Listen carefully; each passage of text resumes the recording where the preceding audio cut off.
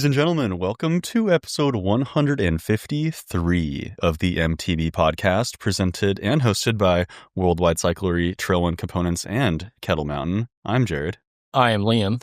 And I'm Trevor. And today we have an amazing episode for you in which we will discuss our time in Tasmania riding mountain bikes, Trevor's time at the TDS riding mountain bikes, some epic new products, how we've been liking them, as well as a potential new segment and some excellent listener questions ranging from how we'd spend $1 million at a gas station to traveling with our bikes and everything in between. It's been a while. It has been a while. It's been a minute, boys. We have a lot to cover. It's been over a month. We've been busy. We've been gone. Yep. Things have been happening. Also, this potential new segment, stick around. Yep. You might like it. You might like it. I don't know. It's definitely it's one of the best segments we've ever implemented. Yeah. For sure. Yeah. Absolutely have to It agree with has that. huge potential. It has huge potential. Tons of potential upside, zero downside. Something like that. That's from like Wolf of Wall Street. Yeah, Remember like when he's like reading Step that Brothers. script? Pitching Oh, it. yeah, exactly. Yeah. Yes. Well, let's jump right in. Zach's words of wisdom. The time you least feel like doing something is the best time to do it. Wow, that's great. Inspirational. Does that resonate with you guys or what? So good. Discipline. Like, oh, I don't feel like doing the dishes. Do it. This is the best time. Let's do it. Oh, I don't feel like doing laundry. You're making the bed. Do it. Yep. I always do dishes immediately. I do them while I'm eating. Yeah, that's While you're eating. That's the move. No, you don't. He got that one. While you're okay. I was like, there's While you're no- eating, I mean, While you're cooking. I try to do stuff while I'm cooking. Yeah. yeah. I'm not a dishes in the sink kind of person. So Yeah. I think Zach's words of wisdom is just, being responsible. Yeah. And Yeah, everybody, Just doing it. adulting. Just do it. everybody could take a piece of that. Mm-hmm. Speaking of- laundry, just do it. Just do it. Speaking of a piece of the world, Daniel's fun fact, 90% of the world's population lives in the northern hemisphere. Is that fact checked? That sounds crazy. I normally fact check, That but I does believe sound it because if you crazy. think about it, like all of North America, basically, all of Europe, Yeah. like Russia, China, these are all And, like- massive and like population sort centers. of half of Africa.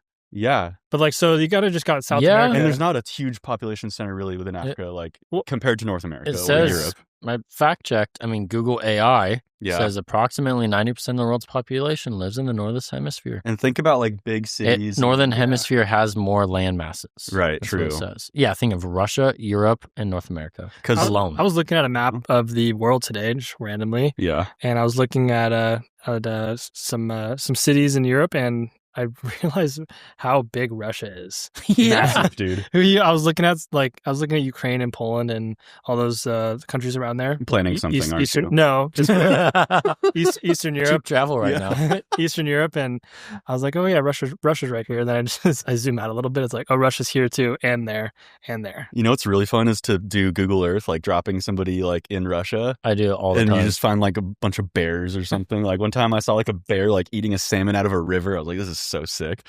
Like just go and zoom in on some random like little lake, and I mean, there's a bunch of big ones too, but like, yeah, there's an incredible amount of natural resources in Russia. That's obviously why, Yeah. Putin is the way he is.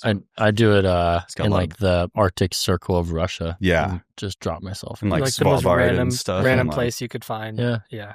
It's pretty Interesting. cool. It's a cheap way of exploring the world. Well, that is a very interesting fun fact. That is that's wild. Isn't that crazy? It makes sense though. It is totally crazy. I feel like that discredits South America a little bit, but a little bit, but they got 10%. yeah. Dude, Combined. Well, which and you got blows my Australia. mind, though, and- because like the concerts in Brazil and South America go off. I heard that, like, like Lady Gaga had like over 1 million people on the beach in Brazil. Well, I okay, believe but it. think about Brazil. They have these like very dense populated areas, and then they have the Amazon, That's true. which there's no one. That's There's true. like Yeah, hardly anyone there. So true. yeah. It's like Australia, right? You have people in the cities and mass amounts of land with nothing. I did look this up when we were there. It's just like curious about stuff. Australia's entire population is 27 million. Mhm. Southern California alone is 23 million. Yeah. So I was just like, I remember. imagine Southern California spread out across the United States. Yeah. That's It's crazy. wild. I mean, actually, add 5 million. Obviously, they're not apples to apples, but Right. Yeah. Pretty close.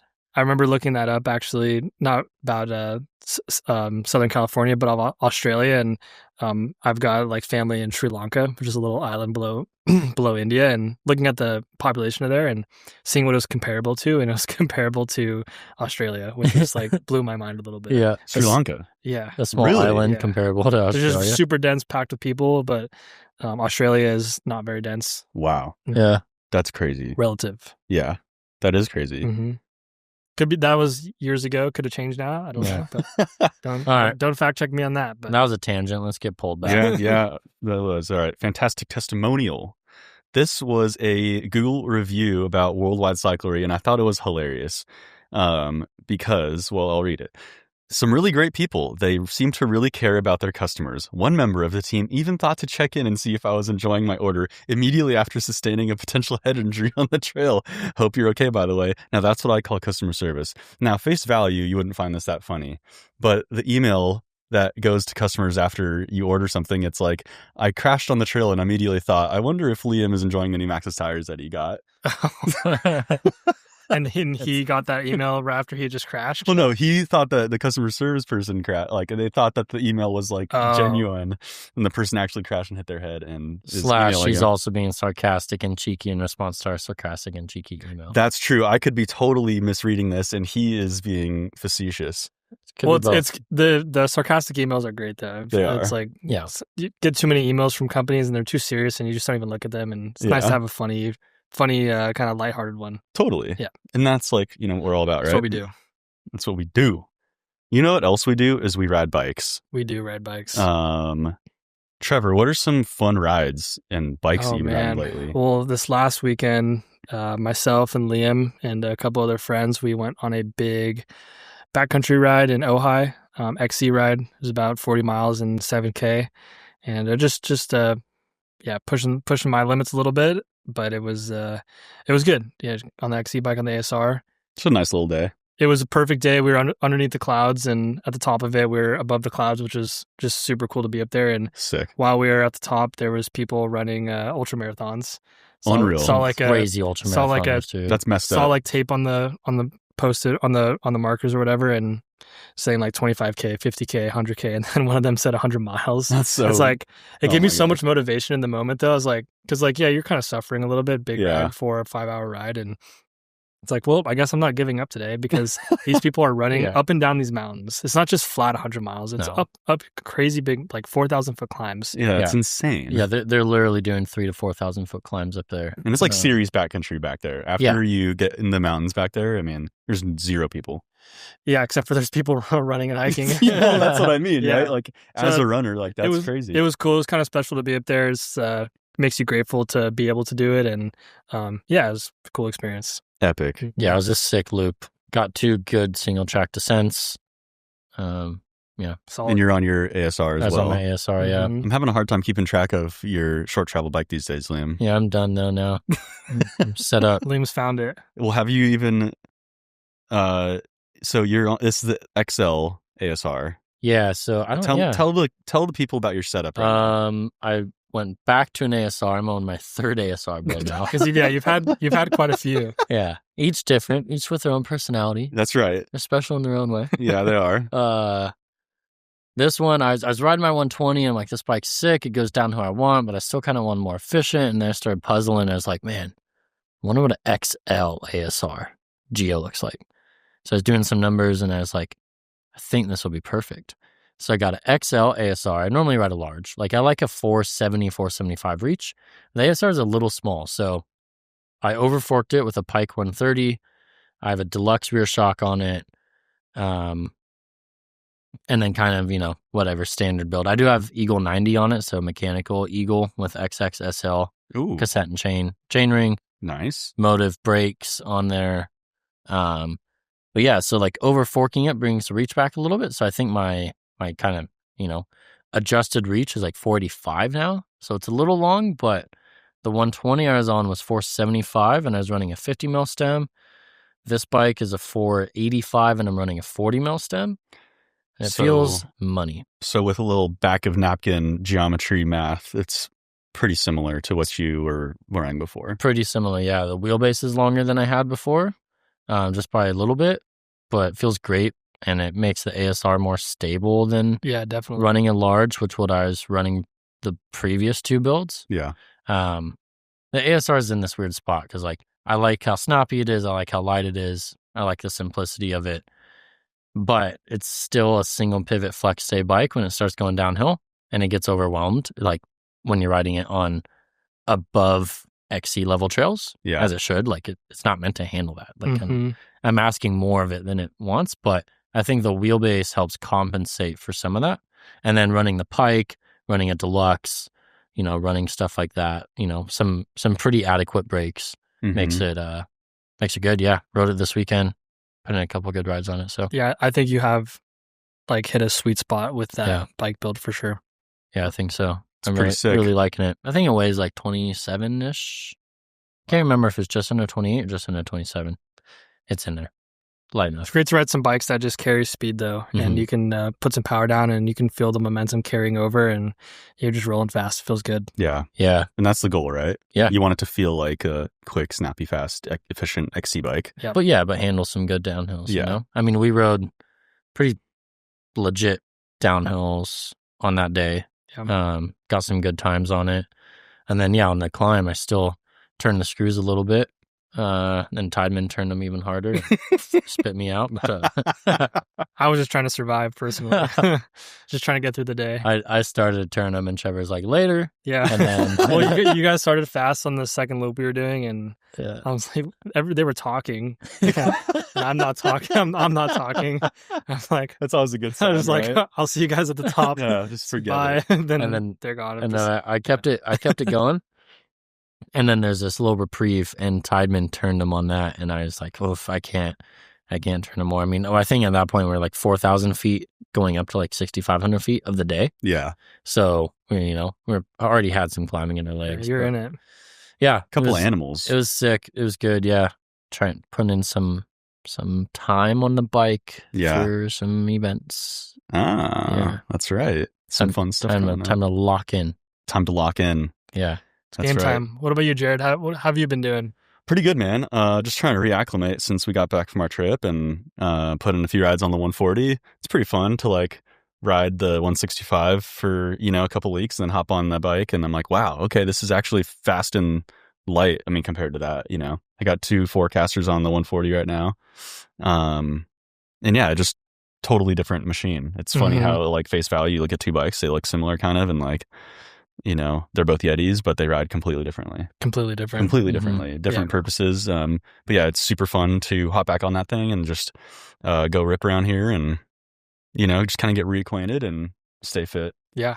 Well, you guys were riding the big bikes for a while. You guys want to talk about your Tassie trip a little bit? Yeah. Yeah, we can throw it in here. Totally. I mean, what a place. I mean, like, I imagine, I've never been to Downeyville, but I imagine this is like the Tasmanian version of Downeyville, just like bike shops and only a few things really in town. Like not a ton of people really live there, but it's just like biking is like the epicenter, right? It's bike like the culture, like bike is life. This is in like Derby. Yeah, in Derby. Yeah, it's more purpose built than Downeyville for biking. Yeah, like the town was like revived for mountain biking. There's a pump track in town.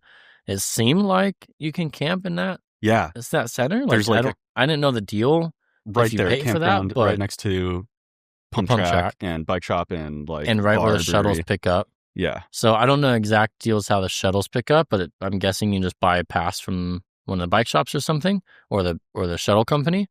It's like what, 5-minute shuttle, 8-minute shuttle? Yeah, probably. Pretty good. Yeah. Yeah. And then tons of a great amount of blue trails, some black trails, purpose built mountain biking all the way through.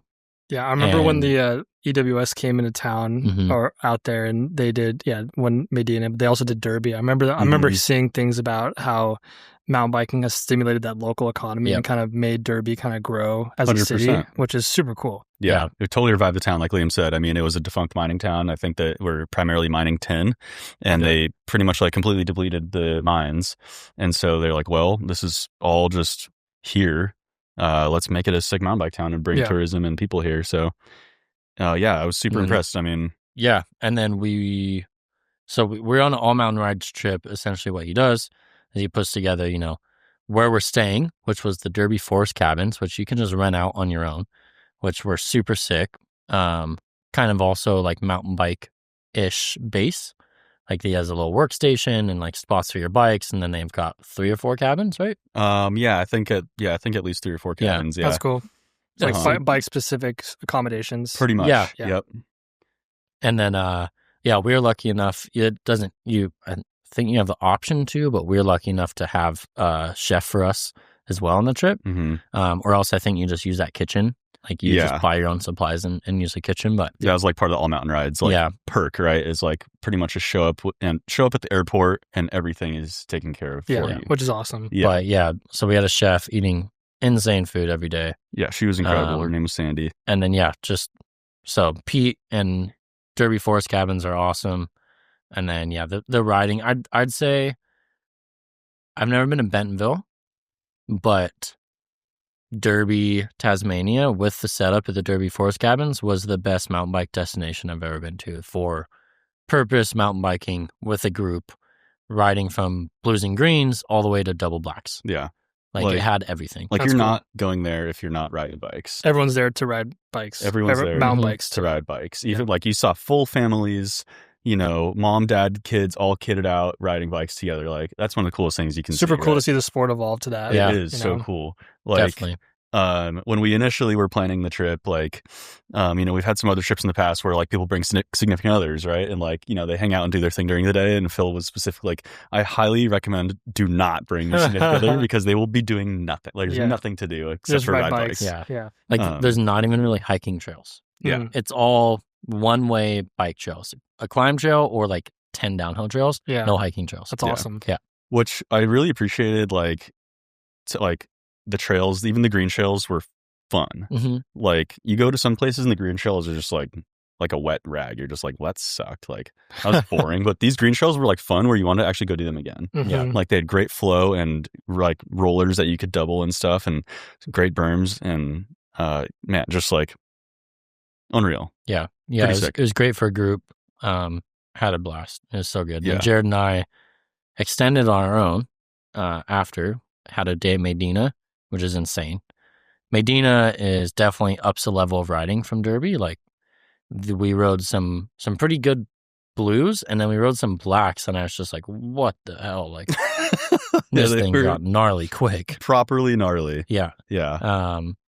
Yeah. Makes you glad you guys brought the big enduro bikes. Oh my God, yeah. Yeah, like Derby, we were probably overbiked. Yeah. A 140 would have been money there. Yeah. But yeah, like once I got to Medina, it's like, okay, it was like big bike sick. Yep. So we had a day there.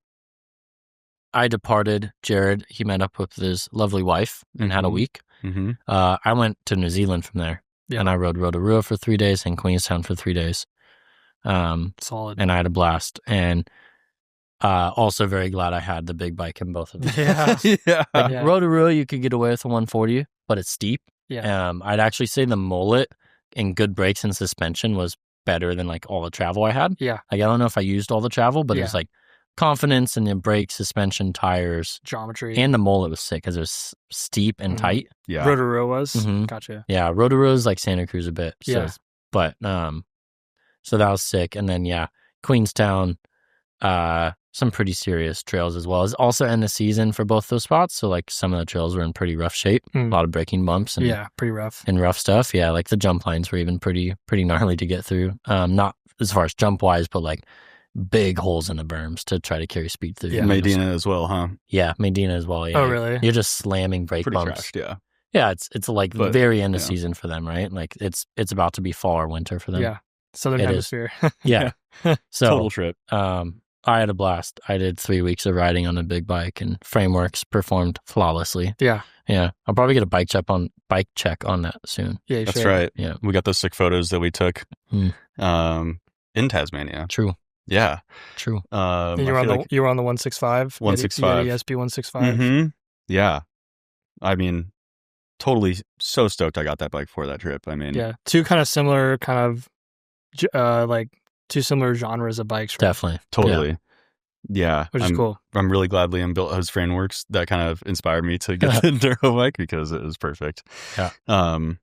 But yeah, I mean, what can you say? I mean, they had the diversity of trails in there, and just it was just so cool to experience a whole different just part of the earth, like the flora and fauna, like the trippy trees and like animals. Yeah, that's what I've heard about Medina is the trees there and the terrain is like nowhere else you've ever seen. You feel like you're in like a Star Wars forest or something. 100%. Yeah. It's kind of wild. Derby's very similar. The cool thing about Medina was like you had like eucalyptus at the bottom to like rainforest and ferns in the middle to like almost the very top's like almost above alpine. Mm-hmm. Pretty crazy. Yeah. You go through like 3 or 4 different environments just at Medina alone.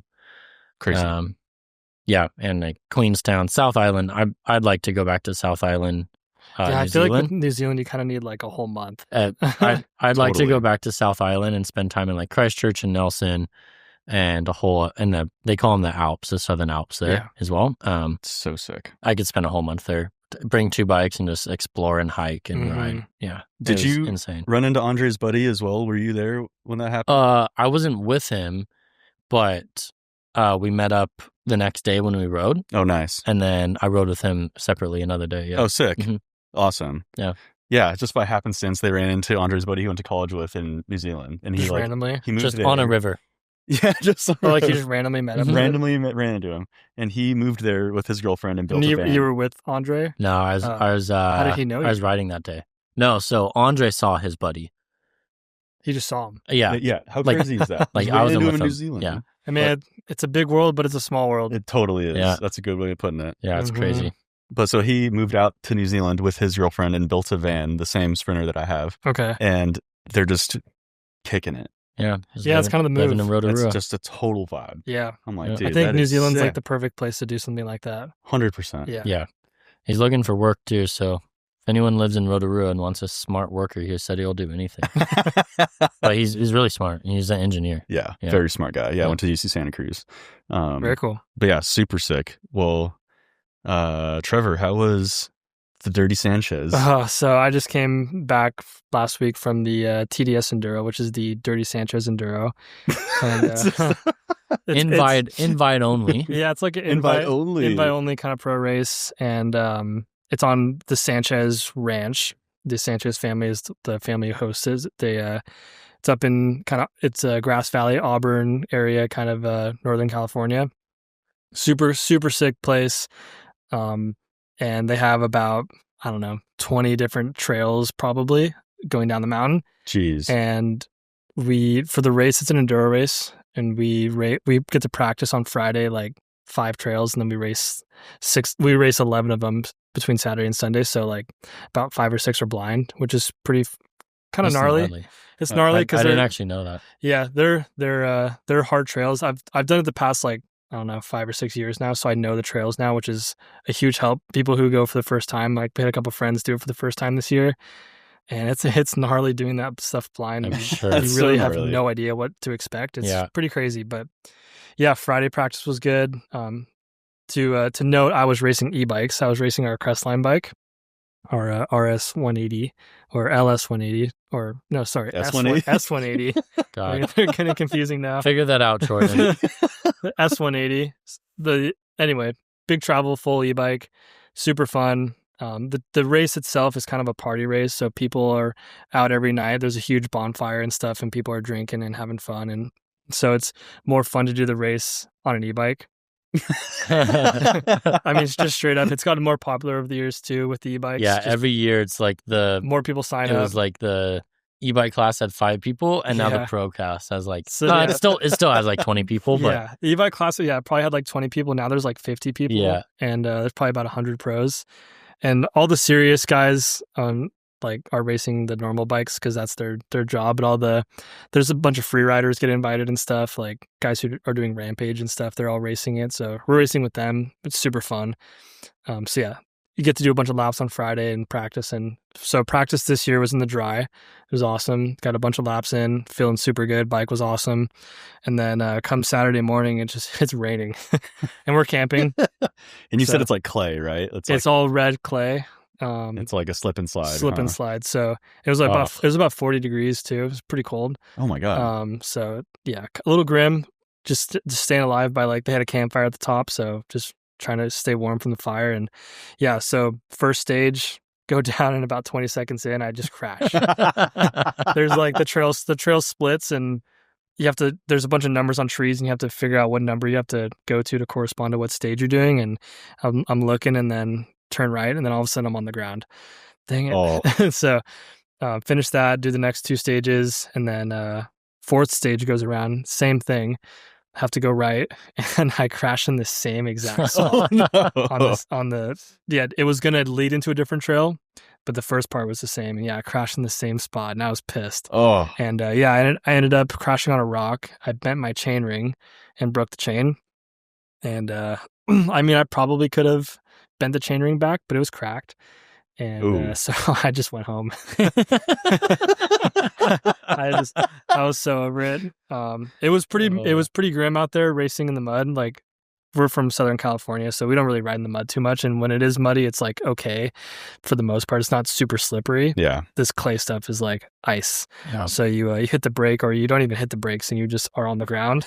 So I'm not super good at that riding. I prefer the dust and blown out conditions. Yeah. And but other than that, it was a fun experience. I wish I didn't break it so that I could have done the whole thing, but you can't win them all. So No. it is what it is. Savage. Yeah, one of the days in Rotorua was super greasy, slippery, It's tough. and it's steep too. So sometimes you're in these chutes and you're just in it, and like you're just in it. You're just committed. controlled sliding. It's like Yeah. I don't ski or snowboard, but it reminds me of if you're skiing and snowboarding like a chute or a couloir. Yeah. You're just in it, right? Yeah. Like there's nothing you can do. You're committed. I hit 2 trees that day.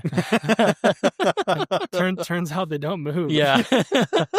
Both of them I caught, Yeah. but like the one of them I hit pretty hard, caught both elbows, jammed in my ribs, and like literally bruised both my ribs. They're Yeah. still a little Jeez. sore, yeah. Because you're committed in a Mhm. shoot, and you can't stop, and you got to look where you're going, and it's tough. And then you look at a tree too long and now you're hitting it. Yeah, Yeah. right. Oh, I guess I've been aiming towards it. Yeah. I feel for people who ride in those conditions a lot. They obviously get good at But they riding get that good, stuff. yeah. But Shout out Phil. Yeah. You know how good Phil is at riding in Italy? Dude, Phil he excels in gnarly stuff. Well, he is blowing my socks off in Rotorua. That is crazy. Just dropping me. yeah, He's just like, yeah, just dropping in, all 'Cause he's sliding and comfy. crazy. Yeah. He's like, I know this. Yeah. He's like, this is my bread and I was and like, butter, Phil, baby. where have you been, man? Like, Not in Tasmania. yeah. Crazy. Jeez. That's so Yeah. sick. Sick. Well, That's- we have one more new segment that That's we've been right. teasing y'all with That's right. before you hear a word from our sponsors. That's wonderful, Liam. So our buddy Josh, who Friend of the pod. Yeah, friend of the pod. He's in Tasmania. We're talking about this, and he has his friend named Mai. Well, hang on. We got to introduce this. The segment. Okay, the segment. so the segment is. I thought this was kind of a fun name, kind of play on mountain biking. Single track matchmaker, because single track matchmaker. matchmaker, SRAM, Don't sue us, Ram. single track matchmaker. So, long story short, we're putting people together. We are the matchmakers here, and if you're, Due to the supply and the demand, I believe this segment is going to be for mostly the female spot, because there's way too many of you dudes out there looking for this. So don't email us. but That is a good caveat. yeah, We're not featuring Joe and Tom on here. This one's for Mai. Yeah, This one's for Mai. this one's for Mai. You want to read her So this profile? this is a testimonial from our friend Josh. Yeah, good preface. Maya is very sweet and generous to her friends and community. She's outdoorsy, enjoys mountain biking and camping. She travels a lot for work, so she has a hard time in the Dallas dating scene, especially when looking for a mountain biker. But traveling for work consistently also opens up opportunities to meet people while visiting her professional destinations like Houston, Aspen, Denver, and Scottsdale. She's spontaneous and oftentimes the life of the party, with funny stories and self-deprecating humor. She ran a half marathon earlier this year and regularly rides mountain bike. She rides a clapped-out pivot, so her new man needs to know how to turn a wrench and grease the bearings. That's not a euphemism, but it could be. There you go. Jumping her pivot switchblade might be a challenge, but jumping in a new relationship won't be. Nice. What a great profile. Yeah. He's got a way with words.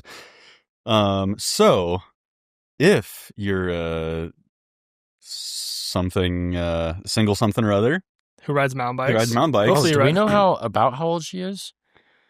Like probably maybe 30s-ish, right? It's 30s-ish, yeah. Yeah. Okay. Yeah, just a number. Because Josh is around there, so I'm guessing around there. Yeah, I would assume so. So, if you're looking for someone like send us an email. Yeah. Send us a pitch and we will connect you guys. And who knows what will come of this? It could be a recurring segment. We might get inundated with single mountain bike ladies who are looking for single mountain bike men, and this could be a whole even spin-off opportunity here. Or it could be crazy and nobody is ever going to email us. Yeah. Yeah. It So, turn we'll to like see. a Ryan's Roses segment. And if there's other 5, I think we're up to 5 female listeners now. Maybe I think we're up to double digits now. I think we are. Yeah. At Female least listeners, double digits. let us know in the comments. Show us some love. Let's see like where you guys are at. Yeah. And then also shoot us an email if you're like and you're looking for a mountain bike guy who, we'll take care of you. Take you to the trailhead. We'll pump spin your wrenches and grease your bearings. Grease your bearings and beautiful. You service your suspension. And well, I think it's time for a word from our sponsor. What do you think? Yep. Let's do it. Sponsor me up. Sponsor me. And now, a word from our sponsor. You've hit the wall. Legs screaming, brain fogging. But you didn't come this far to bunk. You came with Bone Boost, the world's first performance-enhancing bone broth energy supplement made just for cyclists. Packed with electrolytes, collagen, amino acids, and endurance-boosting minerals, Bone Boost fuels your ride, strengthens your joints, and keeps your head in the game. No sugar crashes, no mystery chemicals, just real fuel, real flavor, real freaking performance. Bone Boost. Sip strong, ride hard. Available now at boneboostride.com. And now, back to the show. Well, we have some kind of cool new products out. Bike industry's been doing its thing. Yeah, we kind of missed the whole sea otter thing during this little podcast break we've taken. We got a little bit. Some of the pre stuff, but I'm looking at 5 new products here, 4 new products. 4 new products. Yeah. Liam, you've been running this first one, the Reverb Axis, the all-new Reverb Axis. I have new Reverb Axis. And how much travel? I have the 225 drop now. Oh my God. 225 millimeters. It goes to what, 240 now? 250. 250? That's insane. 25 mil increments from 250 to 100 mil. That's crazy. Yeah, that's pretty legit. Yeah, so 250 is crazy though. That's a lot of drop. That's a lot of drop. You're doing like a full squat to get all the way down. I'd say probably most of the time I like my natural spots to drop it around a 200 mil. Yeah. And then it goes all the way down for like the proper descents and stuff. But yeah, if I'm like in a quick kind of just put it down, which is what's nice about the Reverb is like it's so quick. I mean, I think your Fox is the same way. Like wireless posts are how do you say it? They're not needed, right? Like right. A cable actuated 1-up dropper post or whoever it may be works pretty damn good these days. Yep. But sure is nice though. The nice thing about the wireless, the nice thing about the wireless ones is like I feel like you can easier with less effort get it into that middle spot that you want, and like just down a little bit or up a little bit, and you don't have to do the whole range. So yeah, it's great. The new Reverb Axis has built-in squish.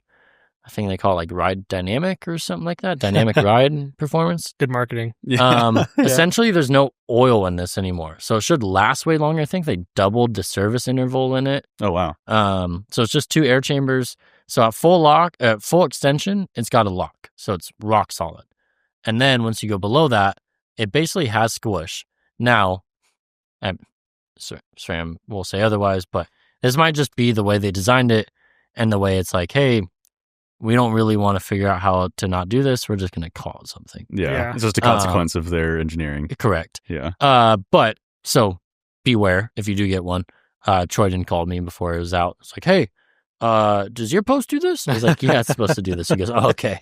I mean, because from the previous Reverb, that's just like I have to get my post service now, or something's wrong. Or you got to hit the vent valve. Well, now it's a full lock. I believe it's like a mechanical lock at top out, so it won't have that. And then below that it does.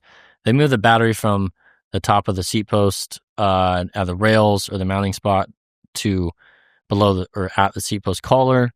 Be it as you will. I don't know. Some people, Yeah. it doesn't look that good. It's polarizing. It's definitely not as clean looking as the first version, but you can get in these massive drops with, like medium 29-inch bikes, or smalls, which was an issue on the previous post. So no clearance issue. yeah, if you notice, Jesse Melamed, like last year, was running he had custom guts machines, so he could flip his battery to the front of his saddle. Yeah. So he didn't hit it with his 29-inch rear wheel because he runs a size small. So that's cool. Works well. After living with it for a little bit, like that squish in the middle, like, do you even notice it really? No, and I was riding it on a 160 mil bike, 170 mil bike, so like my bike's squishing so much anyways. Yeah. And we weren't really riding that kind of like undulating single track really anyways. Yeah, like there's a few tech climbs where I was using it, where I drop it a teeny bit to get up, but I didn't really notice it at all now. I will say the wireless for putting in a bike box is real nice because I took it out every single time. True. Yeah. I did the same. I mean, to get under 50 pounds or whatever, and that was really nice. Yeah. So, it's been great. Big drops. 250 is diabolical. 250 is insane. Yeah. Like, do you think you could run that? I got long legs and I have a huge inseam, and I think 250 would be too much. Yeah. I see. I could run it on my frameworks. It's got enough insertion and I have long enough legs. Really? What? But I don't need to. I've got a ton of post out because on it's pretty low. It's okay. low slung, Gotcha. and it has straight insertion all the way down. But yeah, if you're you don't using need it, like it's too much. Like if you're gonna drop into a trail, you have to do a full squat. And like, not only ass to that, grass, like I kind of like where the 200 is in my knees. Yes. Like it's a balancing point. It's like a third kind of like, I don't know what to call it. Like an axis or like you're kind of leaning on it on a corner or so on. So contact point. You can feel where the bike is underneath you, which I think is pretty important. Yeah. And if it's too low, it's gonna hit your calves. It's like a BMX at a certain point. Yeah, and it's gonna get in the way if it hits your calves. If it's kind of up in your knees, then it's kind of in the perfect spot, I think. So I think you can go have too much drop. Yeah, I agree, but for sure. But it's been rock solid, no issues. So nice. Yeah, awesome. Yeah. Speaking of rock solid, we are now carrying Trick Stuff brakes. Yeah, this is a big one. And you have been running them. You did run them for a little while. Yeah. You don't have them on your bike right now. I just took them off for the trip.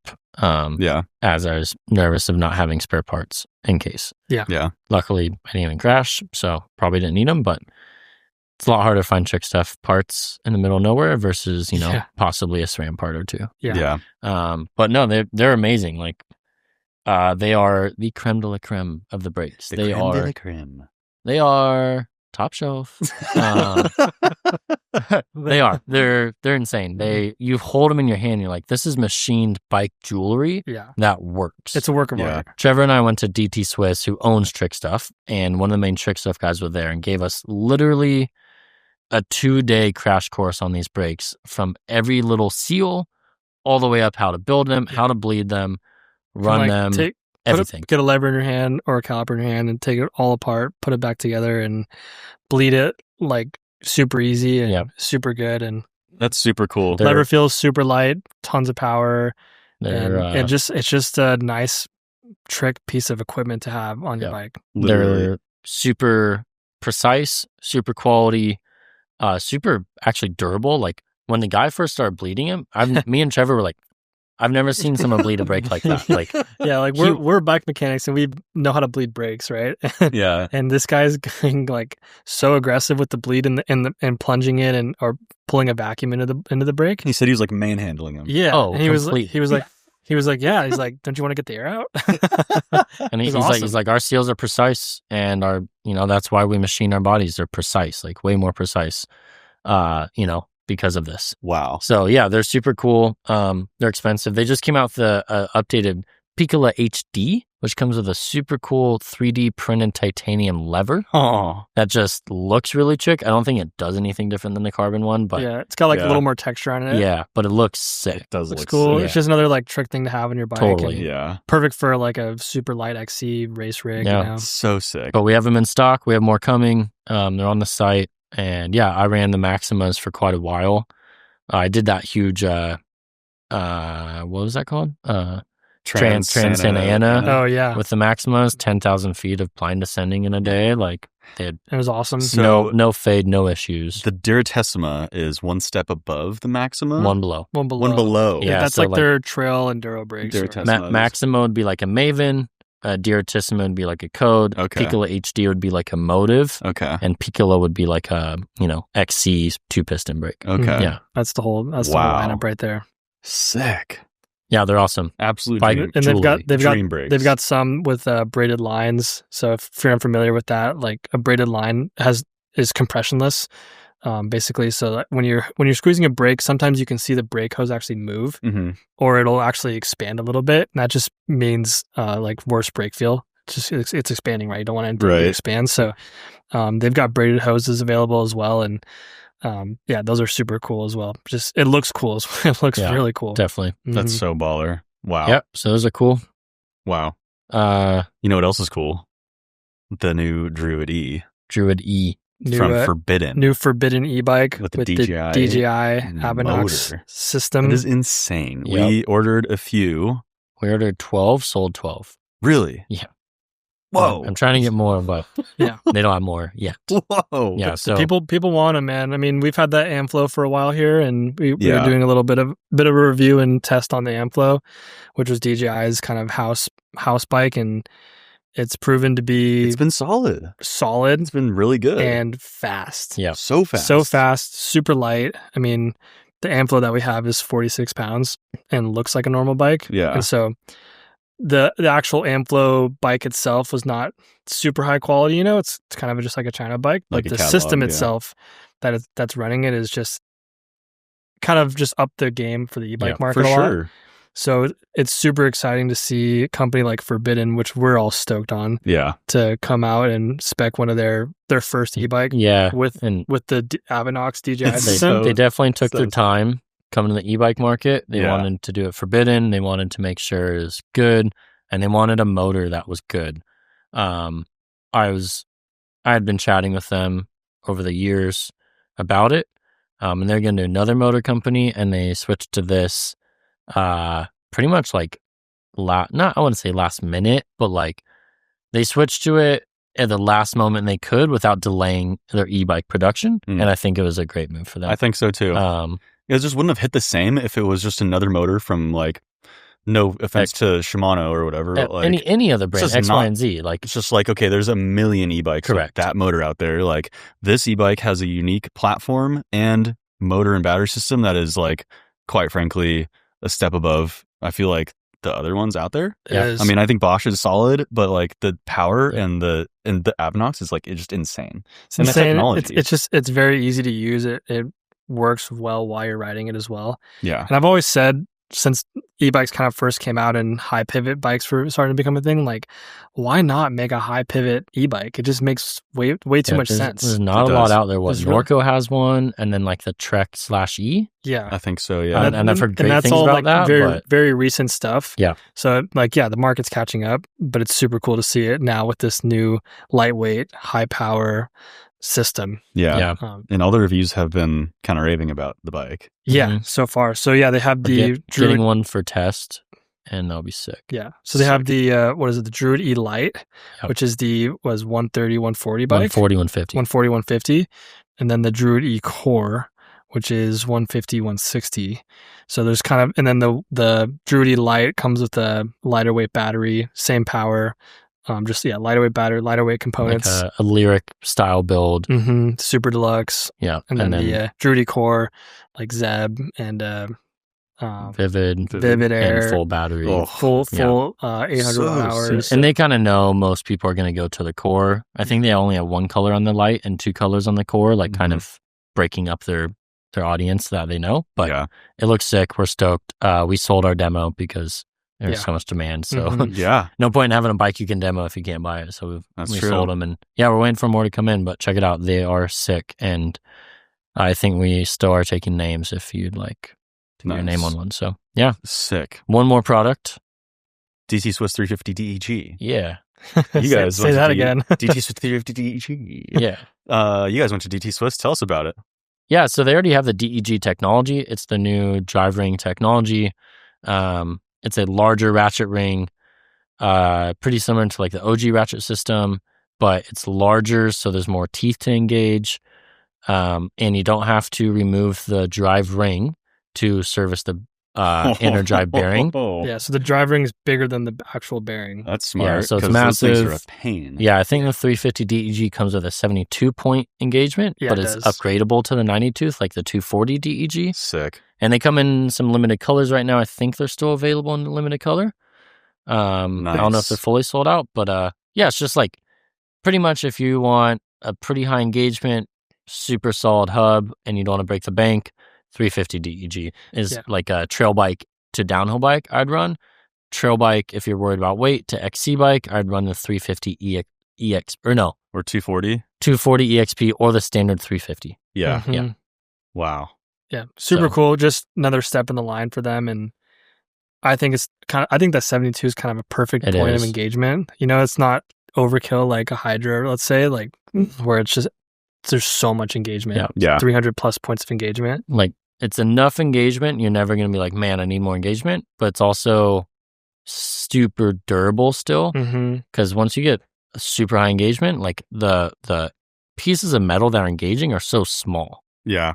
So like you want a lot of metal to engage, and that's what this DEG system fixes. It increases the ring size, so you get lots of metal engaging on itself. Nice. And it's from what I was understanding, because the drive ring is much bigger, that the metal that is engaging at the same time is the same as the 54 tooth upgrade kit Yeah. for the like normal ratchet system. So Yeah. same reliability as you were getting from a normal ratchet, but now with more points of engagement, and it's much more serviceable. Mhm. And yeah, if you've ever taken out a drive ring from a DT Swiss hub, you will understand how awesome it would be to not have to remove that, because they are stuck. Yeah. And I've seen you guys struggle with them a lot. yeah, it takes 2 to 3 people to get that out. Yeah. It's an With a event. huge breaker bar. It's an event for sure. and Yeah. a torch. Not much more and- satisfying than getting one of those loose in there. That's for sure. Makes you feel like a champ. Insane. But yeah, it's a Insane. sick option. Love everything DT Swiss does. So Yeah. That's rad. So yeah, some good new products. Yeah, bikes are awesome. They really are. Bike components are awesome. They're getting super good, super dialed, and Yeah. very intricate and reliable. It's a good time to be riding bikes right now. It really is. Yeah. Well said, Trevor. well, let's give a quick drop on this one. Yeah. Jeff's video. Jeff's insane boom and bust video. Totally crushed that video. Yeah. And a lot of people really appreciated the take that he provided on that Yeah, video. it's just an honest, calm approach Yeah. to where the bike industry is and where we've gone. Where the slash company's mostly where Jeff has Yeah. gone. Mm-hmm. Highly- we're just along We're just for the kind of ride. following. Yeah, right. Just People- very analytical and pragmatic approach. Yeah, people ask me like all the time, like, "Oh, like how's worldwide?" And Yeah. then I'd tell them about how it is, and it's good. But I also explain to them about Trail One and Kettle, and most people have like no idea about that. Mhm. Yeah. So it's super cool. I've told people in the last week to just watch the video. Yeah. because Yep. it just explains everything so well, and I think he did a super good job with that. Yeah, he Yeah. really did. So if you haven't seen it, you have 20 minutes to kill. You want to learn about the bike industry and worldwide, go ahead and watch it. Yeah, just get If not, listen to us talk about stupid stuff on here. get educated by Yeah. Someone a little bit smarter. Yeah. There's just So smarter than us. Yeah, just Maybe not smarter than you, but I don't know where you are. right. It's just nice to see that video because we've all seen all the videos that it's like rage bait, like the Oh, bike yeah, industry is ending, and it's just like, oh, my Clickbait God, there's- YouTubers just trying to get, And I'm like, come on. So doom this and is just like, gloom. I think, obviously a little biased, but personally, I think this is the best take and like the best version of that type of video that is out there. and, Yeah. Like, and it has all the facts. for those who don't know Jeff, Jeff's on the podcast, so you can kind of get a glimpse of it. But like he's like when he's in the car, he's not listening to music. He's listening to like economic podcasts. Yeah. You know, he's such a nerd about it, and he kind of lives the CEO role for the company, and For sure. it's cool to hear him just kind of regurgitate that stuff a little bit, because it's really what he's the most passionate about. Yeah. Yeah. Jared, have you ever spent a morning with him where he listens to his 4 podcasts Dude, in a row? Marketplace podcast and Some I of can't those even are remember a okay. few of them. But the one that is like all of the CEOs I'm just like, oh, they're insufferable to me. I've done plenty of road trips with Jeff. Yeah. We alternate one of my dumb podcasts with one of his smart podcasts. That's a great way to do it. Yeah. Because some of those I'm like, Mine aren't dude, dumb. these Mine are guys like mountain bike or athletes or something like that, right? More normal. Yeah, more normal, not like, well, it's funny about how you say that ROI affected your company. It's like, oh, come on. Just like I know you like but he is unapologetically passionate about business. But because of that, we can make stupid podcasts. That's about right. bikes. That's right. Yeah. Which perfectly segues us into some listener questions. Yeah. That was a long previous to listener questions, but we made it. It's good, We had a lot to catch up on. We had some meat and potatoes there. We missed you guys. A lot to talk about. That's right. So let's jump right in. I can read this All right. Bust it. Recently heard you talk about the new Banshee Anomaly frame a couple episodes ago, and haven't been able to quite shake the feeling that the Anomaly needs to be my next bike. I feel like my current bike, which is a Cannondale Bad Habit, is overkill for the trails where I'm doing almost all of my riding, which is in Charlotte, North Carolina. I'd be much happier with the lighter hardtail that's somewhere between XC and a trail bike. But what really intrigued me is the idea of having a hardtail that could double as a gravel bike. Liam, this sounds like a question for you. Yeah.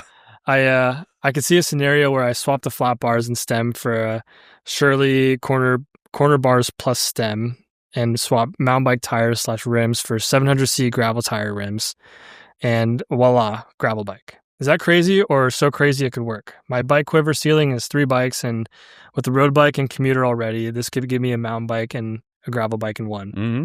Thanks again for the great podcast. Love to hear you guys nerding out every episode about bikes. I mean, brother, you definitely can. I had the Anomaly built up when I rode it for a bit as like a pretty aggressive XC bike. I had a rigid fork on it at one point. I had a 110 mil suspension fork on it. It could easily work as like a drop bar mountain bike. Main thing with that, I mean, you're going to be swapping. It's hard to get these brake line connectors. They're out there, but it's hard to find them.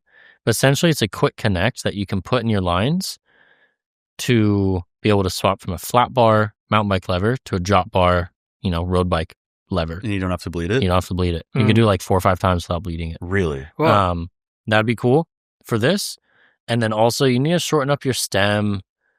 I'd probably say by 30 to 40 mil to go To do the geo, right? to do a drop bar. Ideally, you would be sizing down to do a drop bar.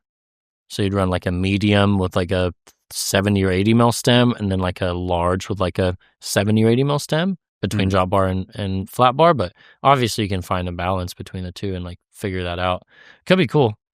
I mean, if you're not racing gravel, run a flat bar, tape the inside of your bars, and run that. That's how I do my hardtail. That's what I was gonna say. Just save you work and just swap tires. Swap tires, and I'd tape the inside of my bars with roadie tape. I even put blip shifters on the inside for axis, and I run my hardtail and gravel, quote unquote group rides locally. Our gravel is basically straight up, straight down.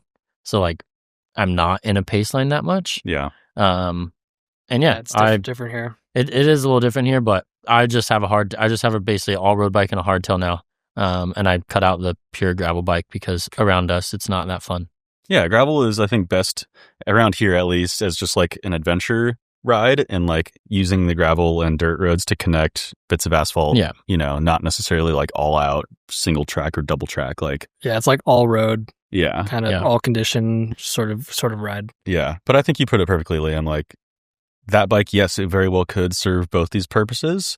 But I don't even think he needs to go to these lengths to achieve both of these, goals. Like you said, just put some tape on the inside of the bar, and like you could even run the same tires like the Aspens you have on your other like you could ride the shells on that, and you could probably go just as fast on Continental Dub and Tall. Looks sick. Haven't ridden it yet, but would like to. Those new Conti tires do look pretty sick. Yeah. But just run those fast Schwalbies. Fast boys. And then if you want to go ride some gnarlier stuff, just put on like whatever, if some forecasters, or for sure. Even if you wanted to, on even just the front. Yeah. Yeah, there you go. Just get the Anomaly. Let us know how you like it. All right, guys, this is a heavy hitting question. You're given $1 million, but you have to spend it all at a gas station within 24 hours. What's your strategy? Easy. Okay, let's hear it. Lotto tickets. Oh, wow. I didn't think about that. What would the odds of me getting my $1 million back though? I'd say pretty high. Pretty high. It's got to be high. $1 million in lotto tickets? That's thousands. You got to win something. Yeah. Yeah. Yeah. Definitely. But it's better spent than, I don't know, getting protein shakes and I was thinking a ton of cigarettes and lotto tickets. I was and then thinking lotto smuggle them tickets to Australia. And New Yeah, Zealand. yeah. Double your money. Triple. Yeah, triple your money. That's right. We learned how much cigarettes cost down there. $50 a pack wow. for some in some of these areas. Pack of smokos. Yeah. Crazy. And so some yeah, Zen and Jules. Tom was like, smuggle next time you come back. Just smuggle a bunch of Paraphernalia. So funny. There you go. Lotto tickets. So Yeah. you're doing cigarettes and lotto tickets And Slurpees. All right.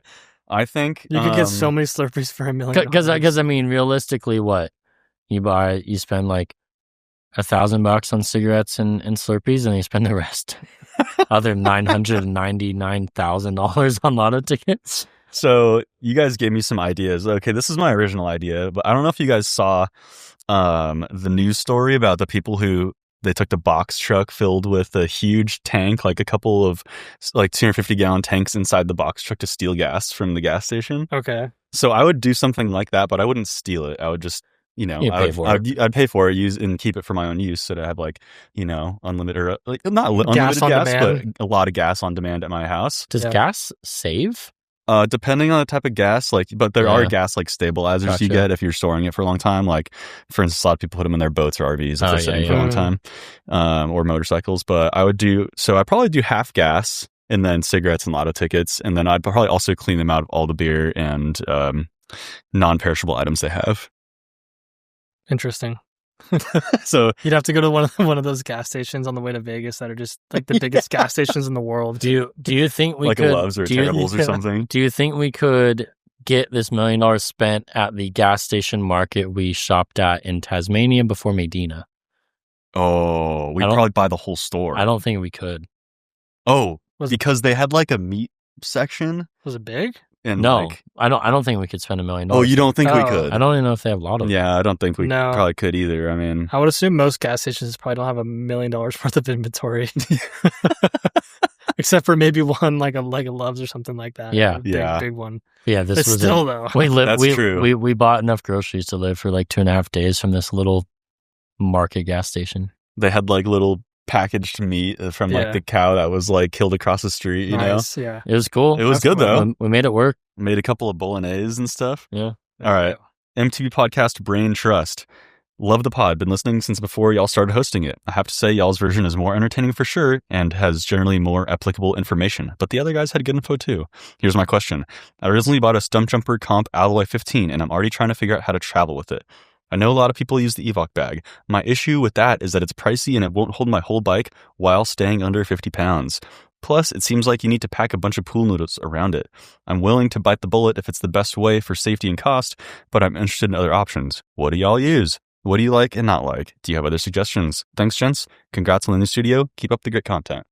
Well, it's funny you ask. This is Funny the you question. ask. This is the question of questions right here. It is. Yeah. We got some... We went down Yeah. a rabbit hole Yeah. this year. Yeah. Yeah. We went So- through the same dilemma. Previously, we've always used Evoc bags. They work great.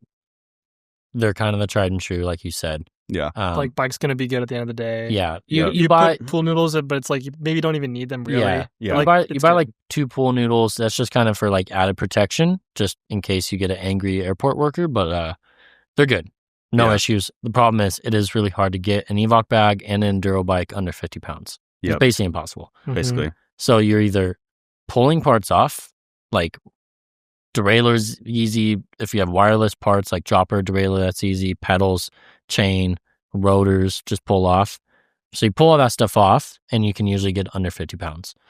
Or you travel without tires and you get tires where you're going. Yeah. Or you That's gotta another way. hold the bag when the attendants Dude, Laying it. I couldn't do They- that one time this trip. They're on to Really? They that caught trick. me once. Yeah. Really? They're Mhm. onto it. yeah, like And hold, then- hold the bag up with your leg or your hand then- while they're Yeah. weighing it. Every other country, they like take it, put it on a conveyor belt, and move it on the conveyor belt, and then it weighs, Yeah. and then it goes off. They figured Yeah, it out. they figured They're it out, like, "Oh, man." People are doing Dang. it. Yep. So, so there's 2 other kind of options we've been looking at. One we bought last year. It's called the Bike Box. Squirt is importing them into the US. So you can go to squirt.com, look at the Bike Box, pick that thing up. It's not super cheap. However, it's like super light. You can get an enduro bike in there with your helmet and knee pads at under 50 pounds. Yeah, However, it's made from like a coroplast type of plastic material. Yeah, it's basically a big plastic box.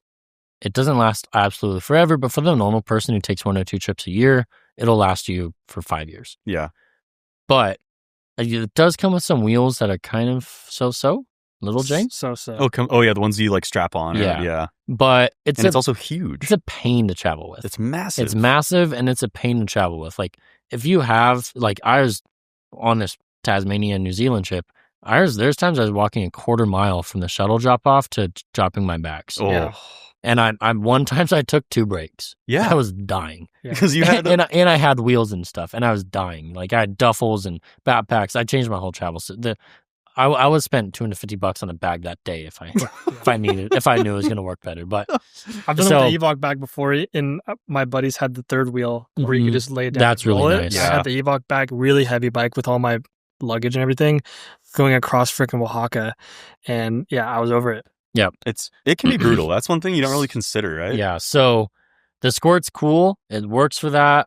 It just isn't the most convenient. And Trevor and I did it to Mexico, and we had to get our own separate like van taxi. Yeah. Our buddy Andres couldn't fit us in his SUV, which was like super shitty, super bad. My bad. Because the 2 boxes and 2 of us wouldn't fit in his SUV, which is it shouldn't be a thing. Yeah. Right. You know, I mean, those are basically the size of like a new bike box. Correct. Right? They're huge. huge. So there are other options, still not quite as light as the Evoque. However, I'll tell you how to save money in it. The Aru case travel bike bag. Mm-hmm. You have to disassemble your bike a little bit more. You take the fork off in addition to the wheels and move the bars.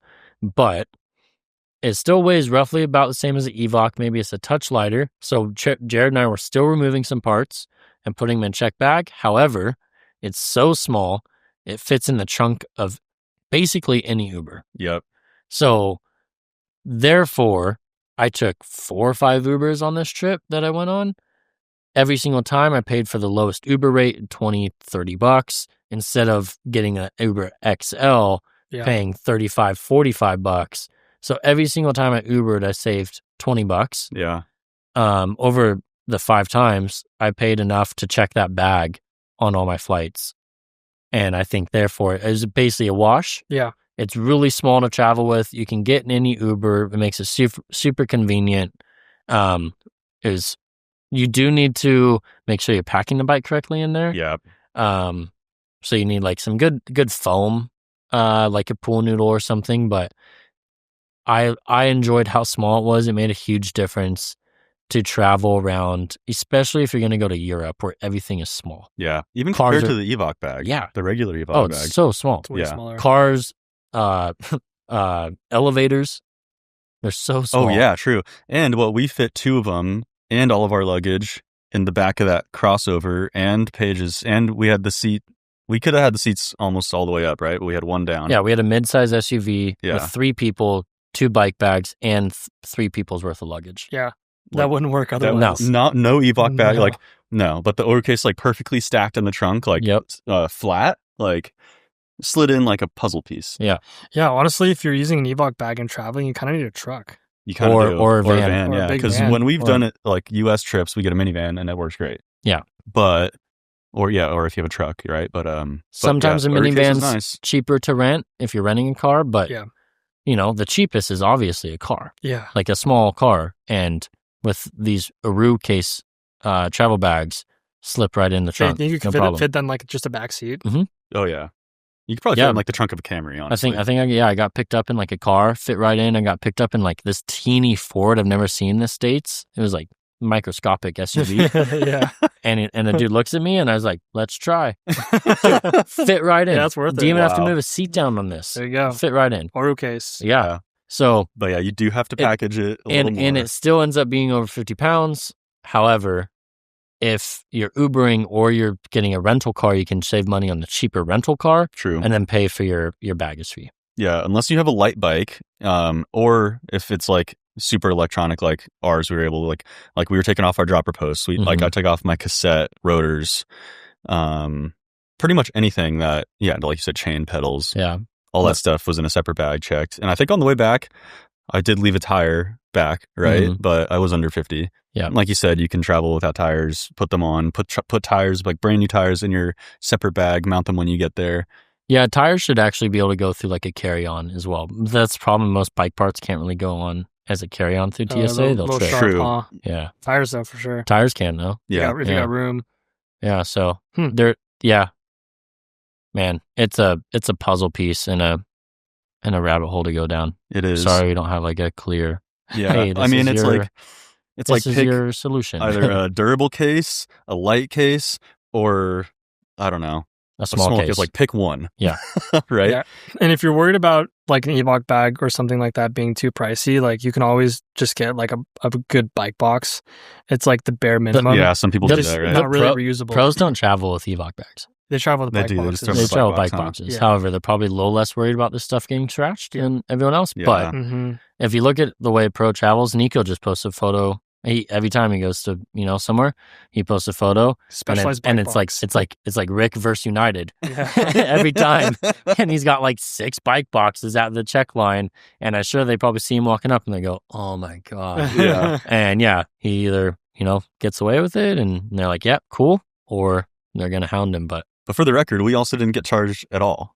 Just a normal check bag fee. Normal every check single bag time, fee every single time, and like Yep. on my return flights, I don't even think I paid. Like, So did it matter if it was over 50?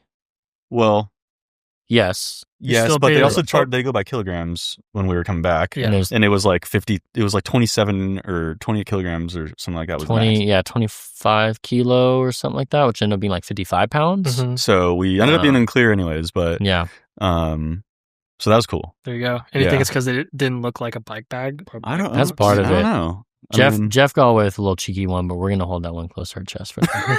Yeah, the I don't know if you guys brought them, but on Jeff's like the on the side of the bag it says therapy equipment. yeah. Ours isn't- have that. Which isn't Yeah. necessarily a lie. No, it's absolutely Bikes true. for therapy. It's my yeah. therapy. Yeah, it is. Oh yeah, it is. I didn't have the balls to do it, but Jeff did. Yeah. So yeah. Same.